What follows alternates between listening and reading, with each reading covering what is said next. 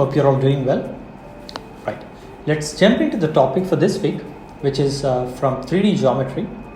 The name of the topic is volumes, which you did in your grade 8 also. So this week we are only going to do a little more of what you have learned in your grade 8, right? So the first thing that we are going to learn today is about the volume of cylinders.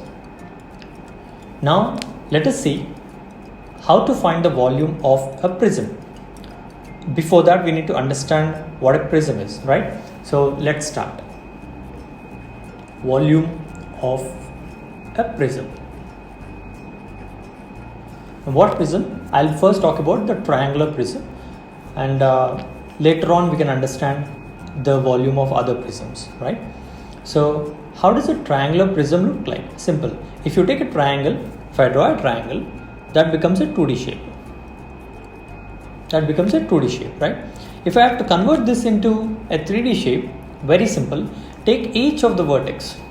How many vertices are there? 3 vertices. Take each of the vertex, which will be 1, extend 2, and extend 3.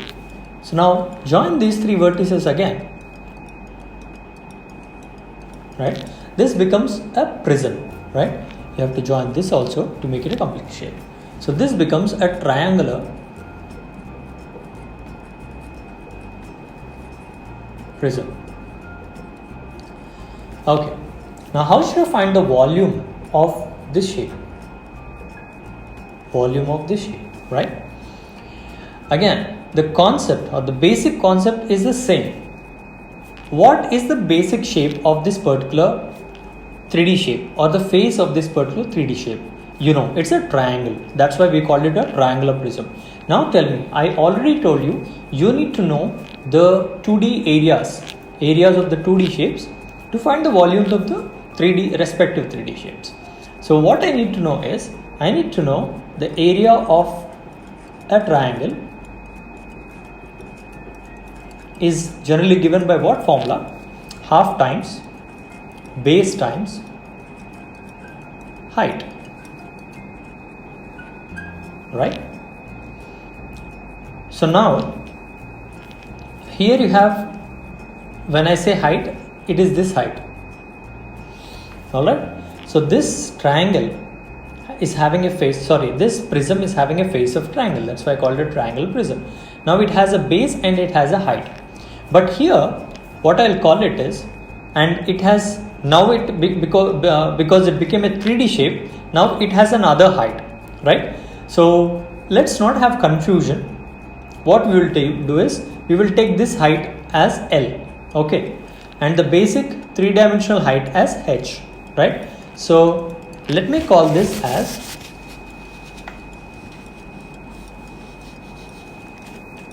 base times L, right? Now you want the volume, and volume you know is given by area, which is half times base times, I call this height as L, right? L times what? The height of the particular 3D shape, which will be H. So when I say volume of a triangular prism, it is simply given by half times B times L times H. Easy.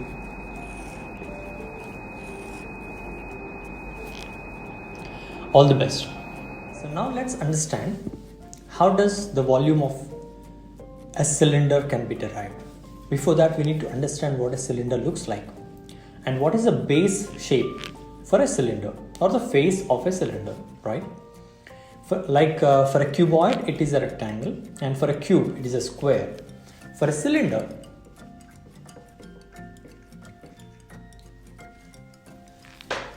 the face of the shape is a circle, right? So before I take you to the shape of a cylinder, you need to understand that you need to know the area of a circle. Again, why I asked you to go through the videos that I have mentioned in the description is this. If you don't know the shape of a 2D shape, you can't find the volume of the 3D shape, of the respective 3D shape. So for a circle, the formula of area of a circle is given by pi r power 2 or pi r square. again you get it out. What is pi, right? I'll mention that also. The value of pi is 22 over 7, right? You can use this value in your calculations. The value of pi is 22 over 7. I will definitely make another video, or I'll also give the link of the description about what the value of pi is, which you have learned in your previous classes. Done? So pi equals to 22 by 7 and area of a circle is given by pi r square. Now how to find the volume of a cylinder, right? So the volume formula of a cylinder comes from its area first, right? In the case of a rectangle, you multiplied side times side. In the case of a square, you multiplied side times side and then multiplied it to height. In the case of a rectangle also, you multiplied length times width and then multiplied it to height. Here also, if I have to find the volume of a cylinder, which looks like this,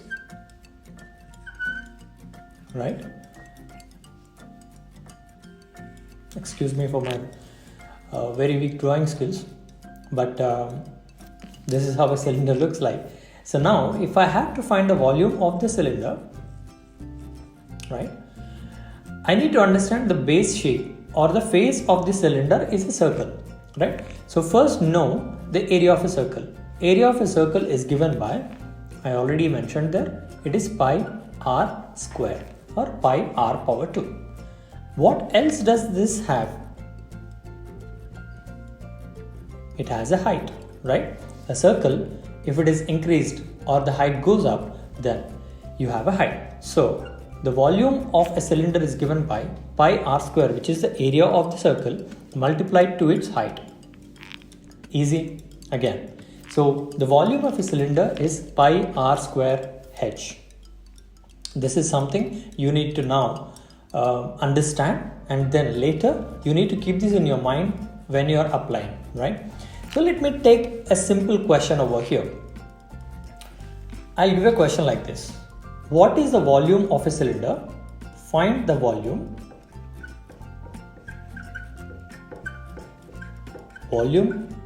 of a cylinder. Okay, if I ask you to find the volume of a cylinder, then what things do you need to have, right? See, first thing, you need to have a pi, but pi is very good. It already has a value, it's a constant value, which is 22 by 7, right? And what do you need to have? You need to have r. R is what? R is radius of the circle. Which circle? The circle that you have at the bottom and the top. This circle, it is the same circle obviously. So this circle will have a radius, right? You know, radius is the distance from the center of the circle towards to any of the points on the circumference. So you need to have this value r, which is radius, and you also need to have the height. So you need to have two things. One is r and the second one is height. If two things are given pertaining to a cylinder, then you can always find the volume of the cylinder easily using the formula pi r square h, right? So this is your understanding for this week. I'll give you 5 questions related to this particular finding the volume of a cylinder. So apply the formula, along with that understand, and more than all these things, I ask you to go through the links of the videos given below, so that you will have a better understanding of area of a circle.